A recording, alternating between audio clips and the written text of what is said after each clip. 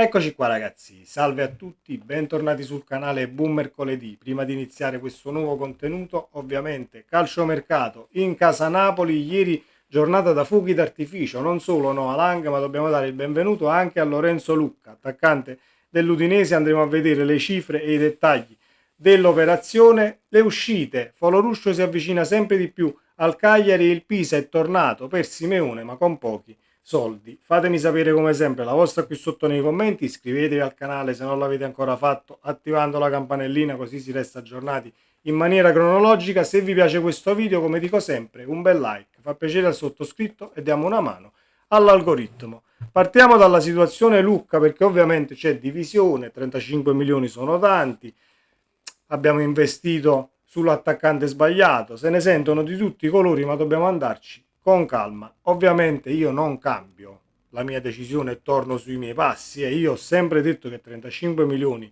sono tanti, erano tanti e restano tali. Il Napoli chiude l'operazione a 9 milioni, il prestito più 26 milioni il riscatto l'anno prossimo, quindi un totale di 35 milioni di euro. Punto primo, la palla per quanto riguarda Lucca passa ad Antonio Conte, così come Antonio Conte l'anno scorso ha voluto Lukaku a tutti i costi. Abbiamo visto, poi Lukaku è diventato determinante, non voglio dire fondamentale, perché poi il Napoli è stata una situazione corale e di spogliatoio quest'anno, con un ambiente che, diciamo, al di là di tutte le situazioni che ha dovuto vivere, ha dovuto superare, comunque ha portato lo scudetto a casa, e Conte ha avuto ragione per quanto riguarda Lukaku, e io mi auguro e credo che avrà ragione anche per quanto riguarda Lorenzo Lucca.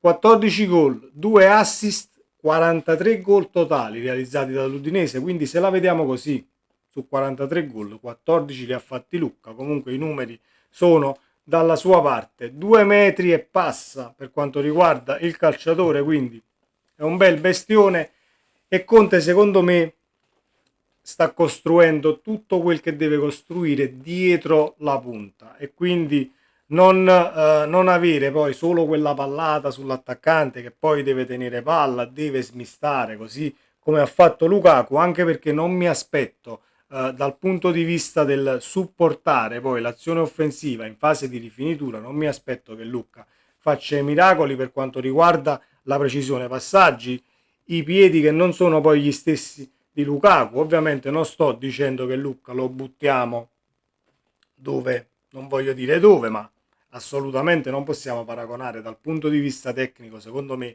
Lukaku e Lucca, anche per quanto riguarda la carriera fatta, gli anni, quindi ci sono delle situazioni che secondo me fanno cadere un tantino il paragone a livello tecnico, e Conte secondo me si è messo in testa di, diciamo, sfruttare Lucca e la sua altezza per quanto riguarda poi il costruire tutto ciò che è da costruire dietro e sugli esterni. Ricordiamo che comunque il Napoli deve trovare più gol dagli esterni, perché pur avendo vinto lo scudetto, al di là di gol fatti che possono essere stati pochi o possono essere stati tanti in base a annate precedenti e quant'altro, comunque deve trovare maggiori numeri dagli esterni e mettere gli esterni poi in condizione di poter puntare la porta e buttarla dentro. Ed ecco perché Lucca, diciamo, potrebbe essere quell'attaccante che riesce o riuscirà, ci auguriamo, a fare tutto ciò. Per me restano tanti i 35 milioni, 9 più 26, però vedremo poi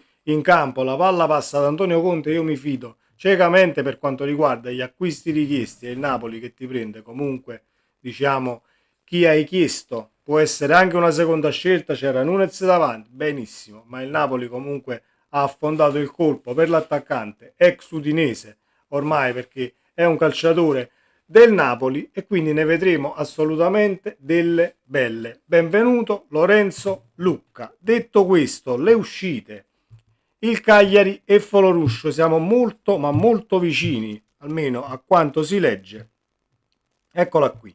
Per il Napoli è lungo l'elenco dei calciatori in uscita, tra questi c'è anche Foloruscio che sta per fare le valigie ed andare al Cagliari di Pisacane. Secondo il giornalista Nicolo Schira, l'affare si concluderà con la solita formula del prestito con diritto di riscatto a 8 milioni. Ricordiamoci questi 8 milioni di euro perché ci torniamo pure per Simeone. L'elenco dei partenti in casa Napoli: Mazzocchi, Asa, Simeone, Foloruscio, Ngong, Zanoli, Zerbin, Caiuste, Lindstrom, Ambrosino, Vergara e che dire, ma l'abbiamo detto già ieri nel video che abbiamo caricato, ovviamente facendo il punto della situazione con le liste e i criteri per le liste da presentare alla mano. Se volete lo trovate comunque sul canale tra gli ultimi caricamenti. Detto questo, prestito con diritto di riscatto a 8 milioni per Foloruscio, benissimo. E allora perché vi presentate a Napoli volendo Simeone come attaccante, però poi non portate, vi dimenticate il portafoglio a casa, ecco, mettiamola così. Un sogno di mezza estate che potrebbe trasformarsi in qualcosa di più concreto. Il Pisa guarda in alto e prova a piazzare un colpo clamoroso per la Serie A. Secondo quanto riportato dal Corriere dello Sport, il club toscano avrebbe avviato una trattativa per l'attaccante argentino Giovanni Simeone, classe 95. 30 anni tiene Simeone, no 46, quindi ci arriviamo. A confermare l'ambizione ci aveva già pensato nei giorni scorsi il presidente Giuseppe Corrado, che aveva definito il centravanti un sogno, lasciando intendere un interesse reale. Ora la dirigenza nerazzurra ha mosso i primi passi ufficiali aprendo un dialogo con Aurelio De Laurentiis. Resta però da colmare la distanza economica. Il Pisa si presenta con 4 milioni di euro e a me viene da ridere perché posso solo ridere davanti a 4 milioni di euro per un attaccante come Simeone e il Napoli addirittura ne chiede 8.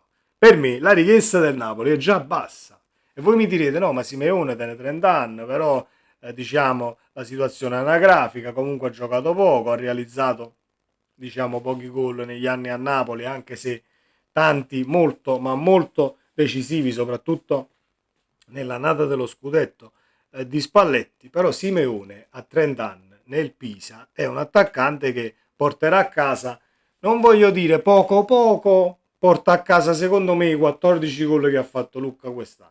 Poco poco, se le gioca tutte le partite ovviamente, infortuni, situazioni del genere, bisogna poi vedere le presenze, ma Simeone è un attaccante comunque che è quasi sempre stato integro, le gioca quasi tutte, è messo in campo, 38, facciamo che su 38 ne gioca 30, Simeone 11-12 gol li fa tranquillamente, quindi perché diciamo portarsi a 8 milioni, la richiesta del Napoli è di 8 milioni, io avrei chiesto qualcosina in più, poi ovviamente il Napoli sa perfettamente cosa e come fare, non sto qui a fare il mago del calciomercato perché non è assolutamente mia competenza, esprimo un'opinione che può essere personale, la condividiamo insieme, mi fate sapere ovviamente la vostra e cosa ne pensate. Io avrei chiesto almeno 10-12 milioni per Simeone vista la caratura dell'attaccante, perché Simeone ma non è che perché a Napoli si è trovato comunque davanti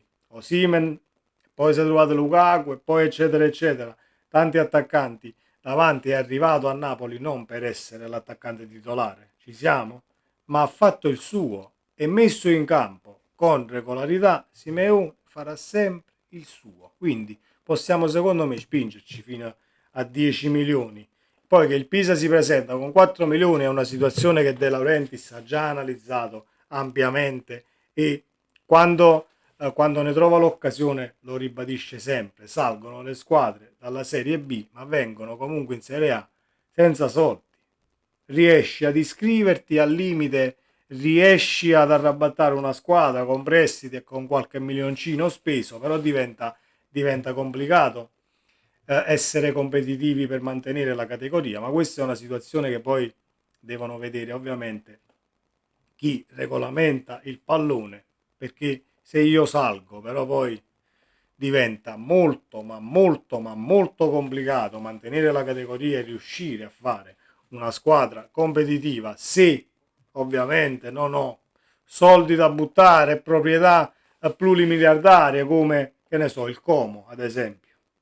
Il Como è l'esempio, sale però comunque hai grana, la squadra la riesce a fare, riesce a mantenere la categoria. Il Como ha fatto pure un campionato al di sopra del dover mantenere la categoria e quant'altro. Il Pisa non è la stessa situazione, quindi ecco perché arrivi con 4 milioni e vorresti portare l'attaccante a casa. Carissimi ragazzi, io vi accontenterei pure, però dovete cacciare qualcosina in più. Al limite, qui ci starebbe secondo me il prestito a 4, un riscatto al limite a 8, ti prendi altri a 8, 10, ti prendi altri 6 milioni al limite l'anno prossimo.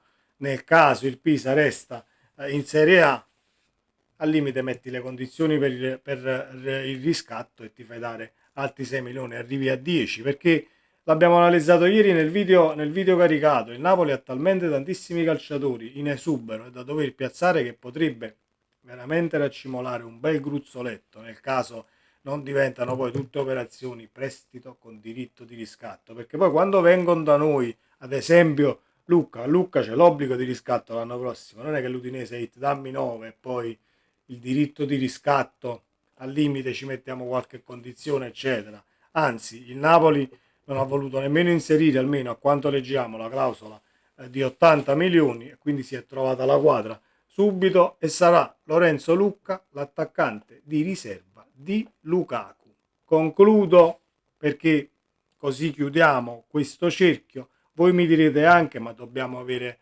Io credevo di fare un campionato non puntando solo su Lukaku come punta titolare. Ragazzi, Lukaku ha fatto un campionato quest'anno, ne farà un altro, non voglio dire totalmente diverso, ma diverso da questo dal punto di vista di condizione fisica, dello stare sul pezzo, dell'entrare totalmente nel gioco del Napoli, perché è dal primo giorno di ritiro che Lukaku comunque farà tutta la preparazione. Ricordiamo che l'anno scorso è arrivato a fine mercato, è stato buttato dentro alla seconda di campionato se non vado errato.